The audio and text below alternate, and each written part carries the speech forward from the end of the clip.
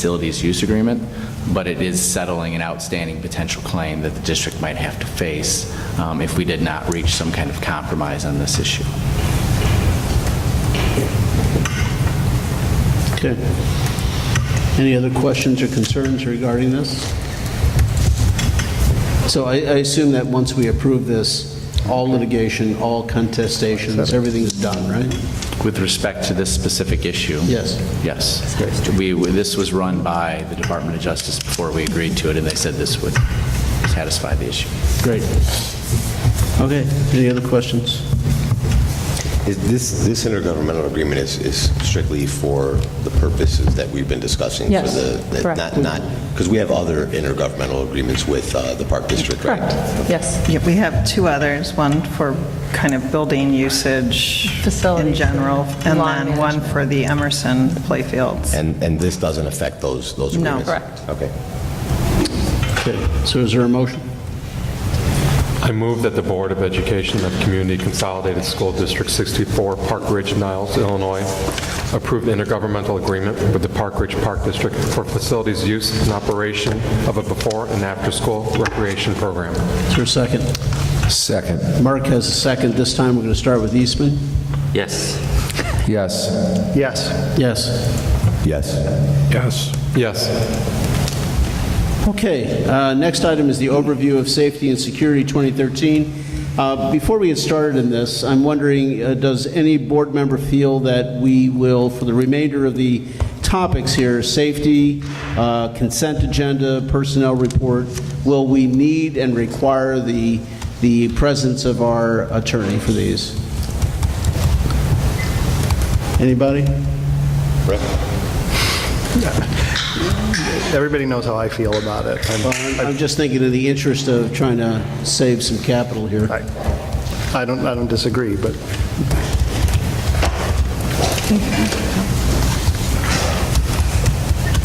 So consensus, stay or go? What are the topics? Repeat the topics again. Safety and security, consent, And personnel and report. personnel report. Go. I say you should go. What did you say, Eastman? I say go. Go, go. Go. Rick? Stay? Stay. All right, go. Stay. Stay. Okay. Please, if you will remain with us. Not a problem. Thank you. Okay. Okay, beginning on Dan? page 135. This is an item raised at the last meeting, security vestibules. I asked Dr. Hines to summarize many hours of board discussion on this topic. So, Dr. Hines. Can we fire up the presentation? Should be on the board slide deck. Just a minute. So as we talked about a short while ago, we're going to move you through where we have been really since 2013 to the present. High-level improvements that we have been focusing on. We will not spend time tonight getting into anything about the vestibules. It's just kind of where we've been, giving you that backstory. Sure, I he's think you're going to have to go back there to click. pulling it up. Because of their system, it's a little different than ours. We don't have it available. You have the slide deck, so I can at least, and since there's nobody other than Ron and Lee and Bernadette in the audience. Pardon? Is the security one? Overview of safety and security 2013 to present, yes. Yes. Okay. So as the written report talks about, the 10-year health life safety survey and development of the master facility plan started in 2015. And at that time, we really were looking for opportunities to incorporate and enhance safety and security across all of our facilities while we were working to improve other aspects of our buildings as outlined in the master facility study. Last meeting, we talked about the overview of our 5-year facility plan as well as the financial framework. We reviewed 2017 projects and we began forecasting for you what we hope that the board will approve in terms of summer 18 work. Knowing that we have a board of 4 new members, we want to take a little bit of time to talk with you in terms of where we've been and why are we at the phase that we will be in a few months in terms of recommendations. So back in 2013, before I started, the district commissioned a survey to be done by Rita Security in terms of the physical safety and security of our facilities. Paul Timms was the on-site coordinator, and he is a board-certified physical security professional. He's internationally known. He's worked for decades in this field, and he is really considered one of the experts in school safety.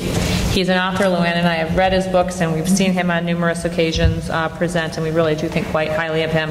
So we were both pleased when we arrived in the district to see that the district had used him in the past to help identify ways to enhance security here across the district. And we have asked him, he was unable to attend tonight's meeting or the meeting on the 10th, so I've asked him about the 23rd. I'm waiting to hear back. Didn't he go to a new firm? Didn't you say? They were bought out, right. Oh, they were Yes. bought out. Rita was bought out, and now Right. he works But he somewhere was else. at a conference, and then he's got back-to-back conferences, so. All right, so it is our hope that on the 23rd, he will be here to talk about this study more deeply and certainly about our recommendations for vestibules moving forward. So at the time, he conducted staff interviews, visual observations, and used his checklists, and they really looked at 4 elements: deterrence, detection, delay, and response. And this data, as I said a moment ago, was collected through staff interviews and visual observations. So this is the executive summary.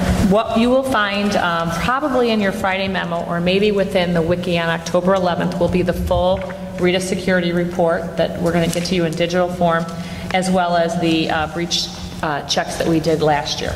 But for purposes of tonight, for taking you back in time a little, we're going to give you the high-level executive summary recommendations that were made back in 2013.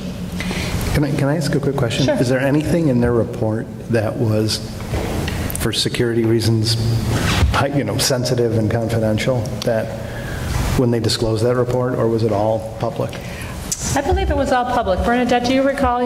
It was public because it was before my arrival. So there wasn't something like this, they noticed a particular vulnerability that we obviously don't want to, Not to my knowledge. tip off people? It's a good question, but I do not believe so.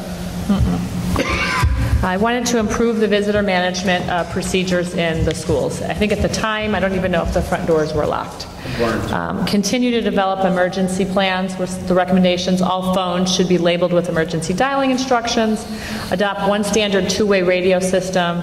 Pursue the installation of secure main entry vestibules. Continue to replace classroom locking mechanisms. Optimize intercom systems. Consider installing panic buttons in each main office. Improve student monitoring. Update standard surveillance systems. Identify and label tornado shelter areas. And continue collaboration with the Park District. So some of that work was done in 2013, but then I know when I started in 2014, we were going to be writing a strategic plan later that year. But in the meantime, through my listen and learn sessions and the 6 or 7 months in the transition work that I did, if you go to the next slide, Lori, I wrote a roadmap, and Tony, you'd be the only board member that would recognize that because you were the only one with me at that time.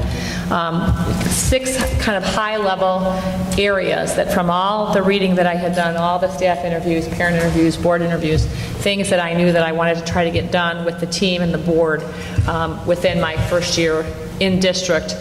And we use this roadmap as the kind of the bridge between the old strategic plan and the yet to be developed strategic plan that we're using right now. And one of the things as a result of reading this Rita study and talking to the then business manager, Scott Mackel, and you can see I highlighted it in yellow and it's in red, discuss additional security measures such as secure vestibules and determine feasibility. And Becky Allard was the business manager. There are some other bullet points there as well. That top one, it's hard to read, I know, implement Raptor visitor management system. So the Raptor did go into effect within my first year, but the vestibules, as you can imagine, were a larger conversation because of the financial implications. So through the first year of our work, we really kind of were flushing out what this graphic would look like. And it took us probably a good year until we really were able to categorize the work that we were doing, and we put it into 5 kind of categories: crisis intervention protocols, staff education and accountability, monitoring and alerts, visitor management systems and authorization, and secure vestibules. So if you move to the next slide. You want to, before you go, I think that slide is very critical because if you can have all the secure vestibules that you want, but if you don't lock down all the exterior doors, you can bypass that whole thing. So Right. staff education and accountability is key to that whole thing working. I would agree. So we're going to move through the points and the star in a little bit greater depth. So as I said, back in 2014, we adopted the Raptor Visitor Management System, and I think you've all probably experienced it when you've come into your child's school. You have to bring your driver's license or state ID. You're put through a system where you're background checked and you're authorized or you're denied access into the building based on whether or not you clear the Raptor Visitor Management System.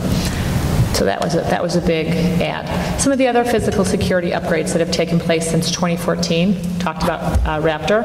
Staff badges. Everyone is expected to wear their badge and their lanyard at all times. Colored lanyards are really for a fast visual identification of approved adults, and that recommendation actually came out of Columbine. When the first responders arrived at that scene, they couldn't tell who was supposed to be there and who wasn't supposed to be there. So it was very hard to manage. So that you want a way in which you can quickly assess who's gone through Raptor, who is supposed to be here and who might be a visitor that shouldn't be in the building. And we really hold everyone accountable. If they're not in that, wearing their lanyard, we encourage staff to go up to somebody and say, "Hi, I'm so-and-so, who are you? And let me take you to the office." Gone should be the day that anybody's just walking through the school without some level of identification. Additional exterior cameras were added and they continue to be added, and they've come in quite handy as we have kids that sometimes loiter and get into trouble on some of our property. So we have additional exterior cameras. We've also worked quite a bit with building administrators and the police in terms of where to position those cameras. So we have as wide of an angle shot of key areas so we can kind of track what's happening both during the day when folks are approaching the building or in the evenings when nobody's on site. We now have much large, you can go back still, thanks, large format monitors in all offices with multiple screens. The secretarial staff can see many different, up to 9, even in some cases 12 exterior cameras. So while they're working, they can quickly just scan that monitor to see if anybody is on the premises or approaching the school. And then sight lines to entries and passages to the office are under review. So with our new vestibule, so say at Lincoln, the principal's office, the main office, there are windows so you can see who's approaching the building. And that was what was recommended. And then other buildings, we're trying to work on that as we bring recommendations to the board for additional vestibules potentially to be added. That is definitely a conversation that we have early on with the architects when they are starting to think through their drawings and how best to position those vestibules. Can I ask a question on the Raptor real fast? Sure.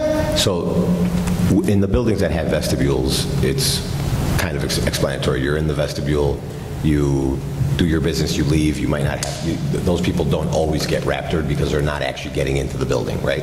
If you're coming, so say for example, Evelina forgot her lunch and she was at Washington, nothing.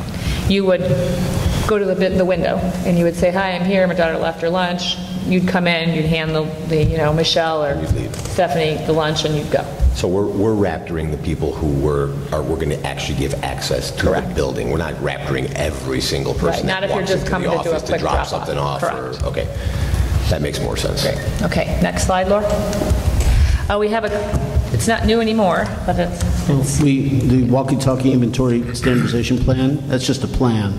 We haven't gotten those yet, right? we've gotten some since this started, but we have, when we get to that bullet point, we'll talk about our work with Mark Wold over at NIPSTA and some grants that we're seeking to help offset the cost, because the kind we'd like to buy and the kinds that they're recommending with repeaters are quite expensive. So we're looking for alternate sources of funding. A couple of years back, 3 years now, we put these into place because everybody had a big binder the size of my board book. It was the first year. It's my first year? With all the emergency procedures, and in an emergency, you're not going to want to fumble through and find the binder. So we put this together with the help of our first responders. We bought little pouches by each door, and every classroom has one of these. We've reviewed these when they were new, with our district crisis team. Then we took them to the building and reviewed them to make sure that what's written here actually reflects current and best practices. And then annually during Opening Institute, principals do a refresh because we have new staff members every year. So this is something new over the last couple years. We've revisited in general our crisis protocols, and I'm going to elaborate on that when we get to the NIPSTA section. Voice over IP, a few boards ago or a few years ago, we had a lot of conversations in terms of were we finally ready to move to voice over IP. We were probably about at least 10, maybe 15 years behind in that voice over IP movement, but we now have a VoIP system across all of our districts that's really given us a lot of enhanced intercom capabilities, which in a crisis is a critical tool to be able to speak to everybody in the building and even outside, because our intercoms do project outside. Walkie-talkies, again, we'll elaborate on with NIPSTA, but we are working on a standardization plan and who needs the walkies and how many and how we're going to fund them. Is the feeling that the schools are short walkie-talkies? You know, it's not the feeling. The feeling is that we have so many walkie-talkies that we can't see straight, and they're not all on the same channel, and they're not all the same caliber, and they don't always have repeaters. So we have a couple schools, for example, where the PTA spent a fortune getting everybody walkies, but they don't have the enhanced capabilities that we want them to have, and again, they don't all communicate with one another.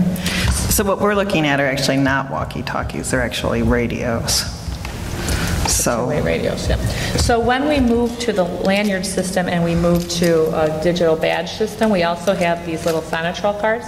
We replaced exterior door locks with card readers on all of our exterior doors, and we can program your entry when you can come in and when you can't. So that's, again, an added layer of security, because we want staff to be able to come and go out of different doors, but we obviously don't want to let anybody else do that. So the card readers have been an enhancement. And again, the electronic key fobs are the ones that I just showed you for all staff. We have hold open alarms. This was a conversation that we had over quite a few sessions with the previous board, because again, like anything, the systems that you put in place are only as good as the adults helping to manage them. So we wanted to make sure that if folks were using a hold open alarm, if they were holding the door open, running in and out, or they'd leave the door open while their kids were outside, or while they'd run to their car, we wanted the office to be notified if that door was held open, because we want that practice to be eliminated. We told the staff that by giving everybody a fob, you should have, and a reader, that you wear around your neck, you should have no reason to hold the door open ever. So those two kind of went together, but the added level of accountability that the previous board thought having an alarm on the doors would add was a critical component. If we're going to invest all these monies, then we need to make sure that the office is notified if doors are being held open against directive, and then we wanted to have consequences if staff were caught doing that. Because again, if not everybody is going to be diligent, then everything that we're doing is for naught. And then we have panic buttons. I think it was last year that we installed the panic buttons, or the year before? 2 years ago. 2 years ago? Gosh, time flies. In all of the main offices. We still direct the office staff to call 911 in an emergency, and the panic buttons are really to be used if they can't get to the telephone. The hold open alarms are on every door or just on the main doors? The exterior. All exterior. Every doors. exterior door. Drop-open alarms are on every door.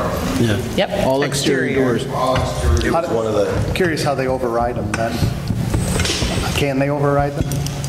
When we first put them in, remember that the alarms, and they were really sounding, they were very finicky. So Yeah, my question was, there was a discussion that we had last year about the time delay, and we were going to shorten the time delay, but...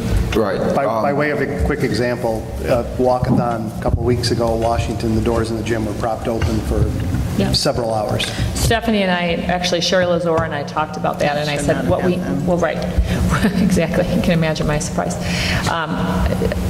We're going to do what we do when we have voting in the buildings. We hire a sub that sits at the door to ensure that no voter can kind of slip out one of the doors and into the building. We're going to do the same thing for the walkathon. And because those doors should not be held over. Somebody should be allowing kids in that need to use the bathroom or need to get a drink. Everybody else should have to walk outside and out to the parking lot. I guess the question They is, just propped them open for the walkathon because the kids were outside and parents and teachers and kids were coming in and out. But the only way to keep them open, they would have had to shut the alarms off That's from the Rick's office. question. How did they, I don't know exactly how they There's a code overrode you can it. silence for, you put a code in and the door number, and it would silence that door for the situation. Let's clarify, the alarm doesn't, from what I understand, the alarm doesn't go off throughout the whole school. The alarm No, goes it's a beep off. in the alarm office. goes off beeper in the office to inform. Then they can look at the monitor. To inform someone in the office that, hey, door number 1 is being opened. This is something that several of us insisted that these schools get before we even consider vestibules. And then, like you said, Anthony, one of the issues was that the delay, someone could prop open a door for 5 seconds or 10 seconds and the alarm wouldn't sound, and then you solve that issue. And now we apparently, thank you, Rick, for bringing it to our attention, have an issue now where maybe we shouldn't be Special giving, school maybe we event, shouldn't be right. giving people codes, because apparently someone's Well, using a code to The principal override. and the secretary has the code. It's not something that just any staff member. Right, and the can just go decision open. should not have been made to prop that door open, regardless of whether it's walkathon or field follies or any of them events that happen. Without getting the approval by you, at least, at the very minimum, I would feel comfortable They would where not have gotten someone would call and say, hey, we have this, situation where we need to prop this door open for however long, because you will then say, okay, if you're going to do that, you have to station someone at that door the whole time that Which it's is what that we it's do propped with open. voting, when we have Right. hundreds and hundreds of strangers in our buildings. So Casting. we'll put, it'll be on a AC AC. agenda so we can review it with all principals. Yeah, but shouldn't have happened. All exterior doors are locked. Entrance for visitors is through the main entrance only. We did add last year interior and exterior door signage, and we educated staff and students not to open the door. So on the inside of the door, it's a big stop sign. Ron helped me have them made up, and it says, do not open this door. So the kids, even if they're non-readers, they see the visual stop sign. Even our youngest learners know stop is stop. And then on the exterior door, it's yellow and black, and it just says, this is not an entrance, report to the main entrance. And I think it's been quite successful. I know Mr. Timms, or a member of his staff, I can't remember which it was, tried to gain entrance, and he'll talk in greater detail on some of those exterior doors as well, just to see if anybody would let him in. I've been a big critic on this, and I'll tell you, I'm not going to lie. About a week ago, I tried to get a kid. 'Cause remember my whole theory of, I know. hey Johnny, can you please open the door for me? And they would just let me in because they know me. I tried to do it, it didn't work. Nice. So the kid kind of looked at me, and he's just like, So our signs worked. yeah. You could tell the poor kid really wanted to open the door, but he didn't. Yeah, He just kind of I'm looked at telling me you, and the training cringed. is, that staff accountability and training is important. One thing on the signs that say you can't come in this door, is there an arrow directing you to the side of the building? There's that- not. That's my point. Sometimes I go to these doors because I never know which one I can get through, and if I'm not wearing this, I can't get in. So if there's a sign, I'll know which way to head on the side of the There building. isn't Lincoln now because we have a new entrance, but the rest of them, no. We can think about that. Right. Or just at least Well, put a sign that says entrance at door, because all the doors It are just says marked go to main entrance. for responders. I know, you don't know if you should go left or right, you know? Otherwise, you gotta go all the way around the building. All right, we continue to do, as I wrote in the board report, additional lighting projects, but exterior, we've added exterior safety lighting, we've done upgrades, and as we upgrade, we certainly go for LED, which are more, just cost-effective and efficient. And 2 years ago, we did the impact-resistant film was installed on all doors in the district. So Ron, would you take a minute and talk a little bit about that? Well, it's not just on the doors, it's on all the glass at every exterior entrance. So like the side light glass or some of these vestibules here that have a little wraparound glass corridor. It has the impact-resistant glass that it's basically considered bulletproof, but depending on the caliber of the bullet, obviously nothing is completely bulletproof. But what it's made to do is to keep somebody from either throwing a rock through it or shooting through it, and then having the ability to kick the glass out. It holds the glass together. The film is actually anchored to the frame so that you can't kick your way through to get into the building. Ron, did we do that on the doors in the new Lincoln office that go out to the hallway? I think so, it's on those windows, too. No, it's just the exterior. Once you're inside, In the it's LRC? not So there. those are just regular tempered glass that I could punch through and open the door and walk into I'd the have school? to check it. I Yes, think the architect said yes. Yeah, I know, Yeah, it's I a loaded think at question. Lincoln The those architect are- said yes. on the vestibule door, the main vestibule No, door. I'm talking, once you're in the when you office.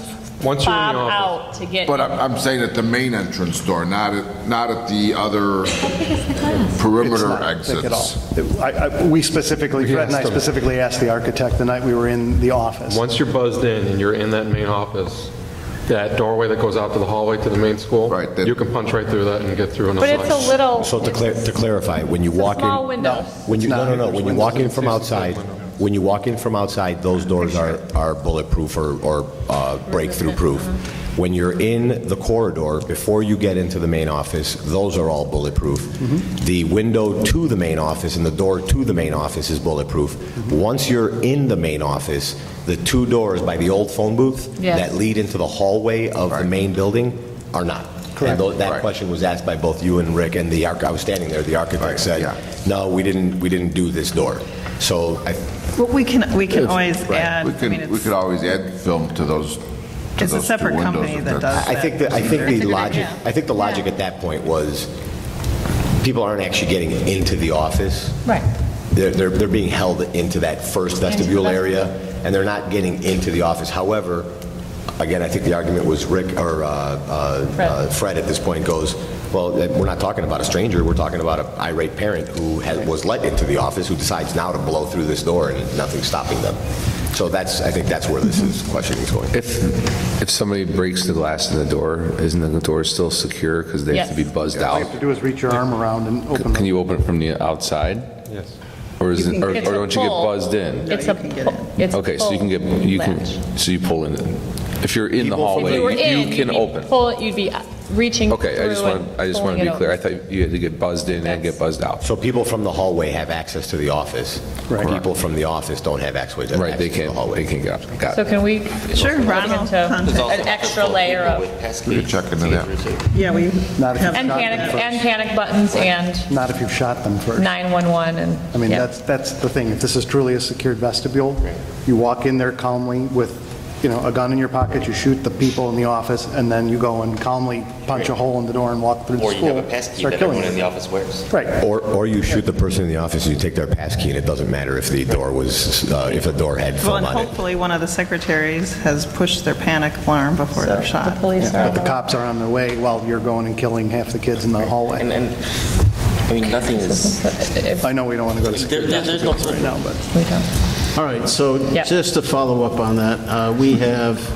2 completed vestibules, and would you keep it on the back burner there at some point where both of those can be retrofitted with this membrane? Yep. Oh, that's an easy fix. It's an easy. All right, thank you. All right, so the redesigning of the district and building crisis teams, we added new protocols and did retraining. So we partnered with NIPSA. When the board asked us last year, or at the end of the year before last, to write a comprehensive safety and security plan, we looked around and we didn't really find another district that had one. So I found partners, if you go to the next slide, Lori, at NIPSA, that stands for Northern Illinois Public Safety Training Academy, and they partnered with us, and we really did review and wrote new annexes for all procedures and policies. Go to the next one, please. And we had a large, committee of folks, both from NIPSA and from the administrative team, that helped put those together. We worked for the better part of a year creating them. And then we set out to educate staff and really have that accountability conversation. We educated staff at Institute Day, where we had NIPSA representatives come out. We showed them all of our policies and procedures, and building level crisis teams have been reconstituted, and they really work to practice those drills and those routines. They're a great group of thought partners because they're always thinking about that next. I have a comment. Our security plan and program, and all of our administrators and all of our teachers have seen this plan and program. Do you have signed affidavits from each one of them that they fully understand it and they understand the consequences for not following this program? No. I think you should do that. Tony, you would need to answer that question. Would that need to be in our labor agreements? An acknowledgement form, kind Yeah. of like you do for your, Like- it's like your network use on your computer. Right, It's acceptable basically all use. they're doing is acknowledging that they've received it and they've seen it. You're never going to get someone to, an affidavit's a whole different level. But that would be like your, like I said, your computer electronic network, So we could just add it. or any of the other trainings approval that of you that. require them to Could be in the do. could be in the employee handbook, too. Yeah, it can be in the handbook, but what you usually like is the signature showing that they had it. We don't need this, I mean, because this is a safety security issue, we don't need to deal with unions and stuff about whether these teachers. That's not true. Well, I'm asking, it's more of a question, Anything- whether the staff has to abide by the rules in the handbook No. for safety. Here's a first example. The example you gave, the acknowledgement of completing a training, or that would probably not be a union issue. They could do that. It sounds like you got through it. The actual cards implementing, we've had unions protest that they need to be able to bargain that, They have to be able to bargain what? making them wear lanyards. Do we have to bargain reprimanding them for propping a door open? You've already bargained discipline within your collective bargaining agreement. So there's a process for discipline. So, okay, we get a signed document that they've all seen it. And we've tied the training to performance evaluations, right? If, for instance, they've signed a document, they've read the manual, they understand the manual, and you've got a copy of that, and then they violate that, and we ding them on their performance evaluation. I mean, you could Performance do evaluation something in or domain 4 in terms of professional responsibility. It would, but It's a part of their performance evaluation. You certainly could do it as part of the performance, but it would probably fall more in the lane of discipline. Right. Which would be more of a... Okey-dokey. Yeah, I know, but I know. At the end of the day, it's about their performance, but those are two lanes. And it would be misconduct. Okie dokie. And that's part of one of the prongs of the STAR, that was staff training and accountability, because when Scott Zimmerman sat here, that was one of his big areas of focus. We have to hold them accountable if they're not following these procedures. Which is exactly, when we had our first meeting, I talked about performance evaluations and tying performance evaluations to everything that happens in District 64, management of money, management of security, education of our children. It's all a part of performance evaluations. And I want that thread run through District 64 and sign that how you acknowledge that you've read it, because then when you violate it, you say, wait a minute. And just to qualify, when I say you have to bargain that with the union, that doesn't mean they have to agree. This would be impact bargaining midterm, where we'd have to just work out any impact that they would have. But at the end of the day, you would have the right to make the decision, unless for some reason you gave it away in the collective bargaining agreement. Which we didn't. Okay, lastly, and we're not going to spend, as I said, a lot of time on this, but from 2013 to now, we continue to recommend that vestibules be installed in our schools. We do think that they're an essential layer of security. And again, hopefully on October 24th, I believe, is our the next possible meeting that Paul Timms could join us. He will come to elaborate a little bit more on this. Lori, if you could advance. A couple quotes, though. In terms of vestibules, and we can't really stress enough, one, that we believe that vestibules are necessary, but the biggest reason we want them is in this quote from Homeland. To control access and limit intrusion, visitors should be guided to a single control point and required to pass directly through to administration or reception area when entering or leaving the school. If you could advance. Okay, because the daily reality, I talked a few years ago, is this isn't really Mayberry. You can't pretend that anymore. We have a lot of custody agreements in district. We have restraining orders in district. We have sex offenders, and you heard one of our parents talk the other day. He rattled off how many live by what schools. We have disgruntled employees and disgruntled parents, and sometimes disgruntled community members. We have partnered with the Park Ridge Police Department to do some additional mental health training through one of Chief Kaminsky's grants. So we have parents with mental health issues, oftentimes linking to bullets, or as a direct result, they cause bullets 1 and 2 to become a reality. And the daily reality is also, first and foremost, that ongoing management. I want to know who's coming in. I want to make sure that they have the authority to be in the building, and I want to have the right to deny them when they don't.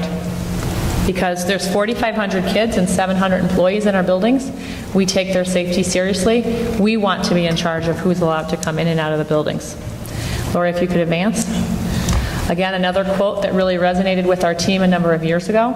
The ability to verify the access privileges of those entering a school and alert the authorities to any attempts of unauthorized entry reduces the school's vulnerability to intruders. And I think that that is something that we think is essential.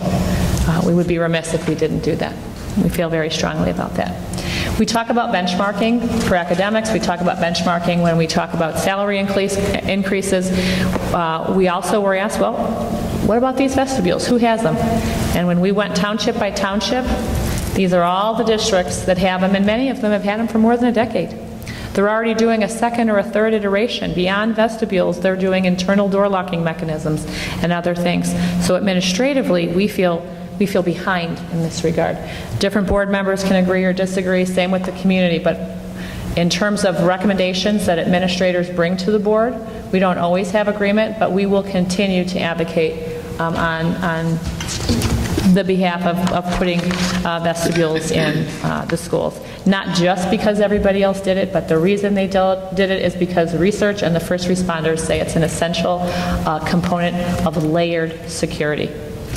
And really at this point, if you could advance, Lori, if you think about that list that I shared at the beginning from Rita and from other first responders, this is the one Q advanced thing that we've yet to do. We've really checked a lot of other boxes on that list, and this is the one that's just still hanging out there. So Paul Timms will talk a bit more about this, but in terms of the security audit, we were asked by the board last year, I don't know if it was Scott or Tom, but it was one of them, to conduct, try to breach. And they conducted at 6 schools in December. We had them come back in January to hit another couple schools, and then we had them do it again at the board's urging in April. And Paul will talk a lot more, if you could advance, Lori, about the findings, but the long and short of it is he got into all of our schools. They were buzzed in, except Washington. They were buzzed in, and they had free access, free reign. Staircases, hallways, elevators, and they moved through every part of the building undetected. We had, in one building, an employee stopped them and directed them back to the office. In another building, after about 10 minutes, I believe, the secretary made an announcement on the PA and said, hey, if I buzzed you in a little while ago and you're roaming through the building, would you mind reporting to the office? But what they didn't know about was the tailgaters. Right. So we're going to spend more time when it's not so late going into much greater detail when the gentleman whose company conducted these audits and has been working with us on our vestibule proposals is able to join the board. And again, as Luann said, we hope that will be at our second meeting in October. Can I ask for one? Can I just wrap up in one quick second, and the floor is yours? Yeah. So this was designed so the new board members had a recap of where we've been from 2013, and then where and why we're going to do some of the proposals that we will be doing in October and September, or October and November in terms of summer construction. So to give you a head start, so I'm not springing this on you later, is there any way that, so let's say I'm just going to use Franklin as an example.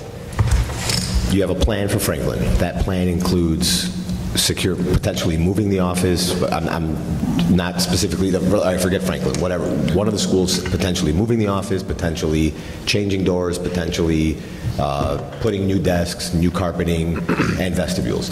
Is it possible, at the best of your ability with the architects and whoever's involved, to break out the actual cost of the vestibule itself? Yes, that's going to be happening with the reason I ask this question is because I've spent the last year, I've been objecting to vestibules since day one.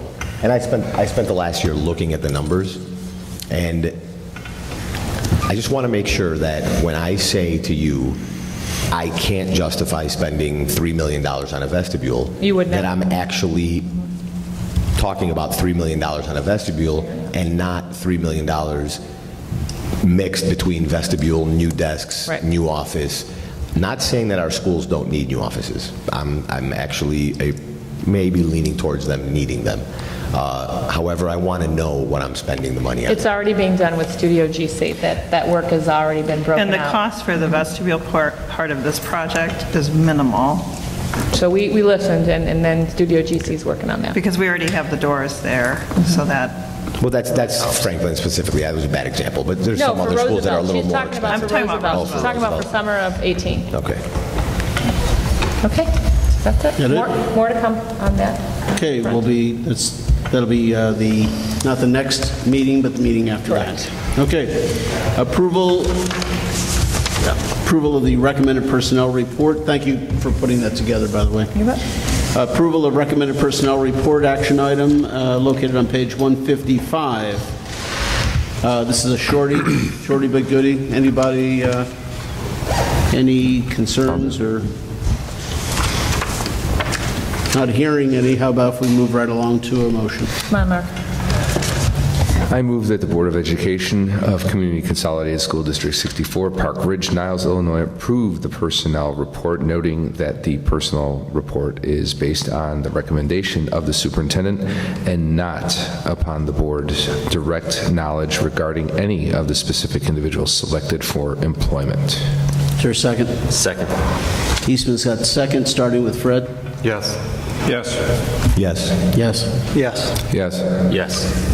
Great. Next item is an action item, is the consent agenda, beginning on page 157.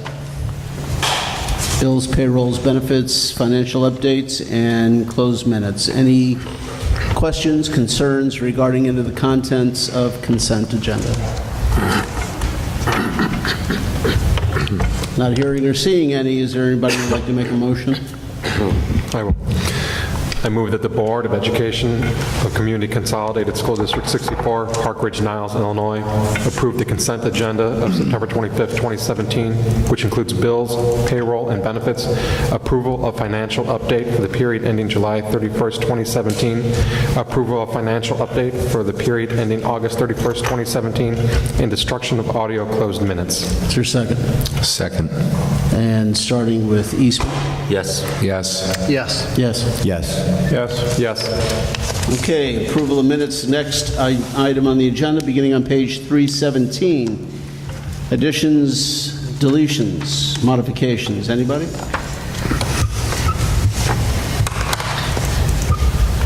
Are these the ones that are hard to read? Yeah. Does anybody else have that problem? They were hard to read in the digital book? Yeah. We've been the last couple of really meetings we're getting jumbled, like we have to decode it. Yeah, they're Oh, you getting should let me know. overlapped. There's Somebody let me know, overlap. 'cause No, the this is words are first time mushing hearing. together. Yeah. There's, Like they overlap. lines are overlapping for some Okay, reason. I will There's a way around check it, by that. the way. If you download as a PDF. you Yeah, can- if you download it as a PDF, even on your computer, you can get around it, but it's... But you shouldn't have to. All right, I'll try to figure out what's going on. Took me a while to figure that out. Okay. Anybody? Motion? I move that the Board of Education of Community Consolidated School District 64, Park Ridge, Niles, Illinois, approve the minutes from the regular board meeting on August 28, 2017, special board meeting on August 17, 2017, and closed session meetings on August 28th, August 17th, and July 17th, 2017. Second. Mark's got the second, starting with Fred. Yes. Yes. Yeah, I know. I was not here for a couple of those, for a couple hours of those minutes, so I'm going to present. Present. Yes. Yes. Yes. Yes. Okay, Dr. Hines. Great. A couple of things, and then we can all head home for the night. Our next meeting is a special meeting of the board. It will be on Tuesday, October 10th. We will meet at Roosevelt, where we will tour some of the areas that we were talking to you about. Should you approve all or a portion of the Roosevelt construction project? You'll be able to see the physical space that we're talking about. A few changes within the agenda. We will revisit the long-range financial projection. Luann, as we said a few moments ago, will present the levy process to the board. We are going to move the revisit and recap secure vestibule rationale, we hope, to the 24th, so Paul Timms is able to join us. We found out after this was printed that he's not available on the 10th. I will provide the board with an overview of my evaluation document and goals, and then I will seek your input in terms of how to finalize and round out that evaluation instrument for the year. We will also need to move the approval of the intergovernmental agreement with the SROs. I'm hoping till the 24th because that document is still in the process of going back and forth. We're just being careful and thoughtful in terms of its development, so we need a little bit more time to fully flesh that out. Then the next meeting of the board will be a regular meeting held at Franklin School on Monday, October 23rd. The agenda will stand the way it's written, but I will add that SRO, IGA, as well as hopefully vestibules as soon as we hear from Tim. Okay. Included, as always, is any FOIAs that we receive. We received another FOIA that you read about from a gentleman that has FOIA'd us before relative to the SROs. He's interested in finding out about the Illinois Youth Survey and Climate Survey that I spoke about at our SRO presentation. So that information is on its way to him. You received a memo of information sharing with excitement and pride the fact that we received 3 awards of excellence from the INSPRA organization. You all have seen, and hope can remember, the District 64 at a glance. Bernadette and I received an award for that. Bernadette received an award for the newly rebooted and revised District 64 e-news that we spoke about with our rep from the IASB. And Bernadette and Brian Imhoff is the 3rd edition of the e-publication of our financial report. So we just continue to rack up some accolades in the communication department, and we're very happy because it is really an ongoing focus. We are always trying to improve how we communicate, how we get our message out. So we were very excited to receive those awards. And you left out one important one. Oh, right. Because I was going to skip it. I don't think you should. I actually, think from the national organization of INSPRA, I received a Superintendent to Watch award. I was one of 21 superintendents across the country to be selected as a superintendent to watch in terms of dynamic and innovative leadership and a focus on communication. So it was very exciting. Congratulations. Very humbling, and I wasn't going to say anything, so thanks for embarrassing me, Tony. Also in your packet, you have a listing from the IAS Administrator and Teacher Salary and Benefit Report. This is something that as of the school year 2020 is required to be reported by October 1st to the Illinois State Board of Education, and then we post it on our website. So I just gave you that information and a little bit of background on that process, and we will update that information as we do on an annual basis.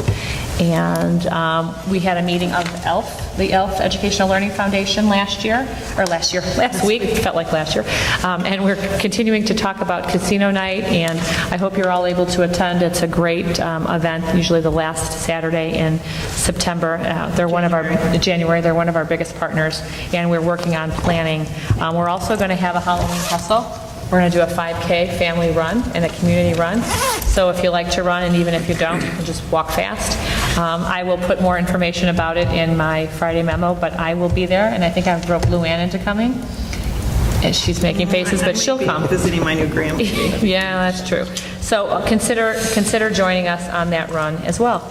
And that's it for now, other than we are in the throes, as you saw in my Friday memo, of our middle school review. We've had one very productive meeting. We have a terrific consultant from probably the premier middle school learning organization, and she's helping us really take a look at our current practices. We're writing new mission and vision statements, and we're doing a lot of dialogue around what our middle schools currently look like, what they could look like, what they should look like.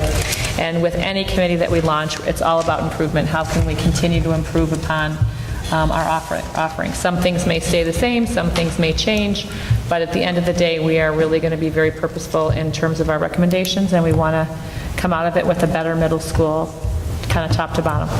Not that there's anything wrong with them, we have great middle schools, but with our continuous improvement mindset, we're always looking for ways to make it better. Anything else, Lori? You're taking a lead in that committee, and we're all active participants, Joe, Lori, MJ. It's a good committee. a lot of teachers. All right, that's it from my end. Any questions for me? Nope. Please don't forget once you guys all sign off from the meeting, we need signatures here before you head off for the night. They don't need to sign the budget. No, there's We don't need to sign what? They don't need to all sign, is it something else? there's docs, yeah. Over here, it says all board members sign.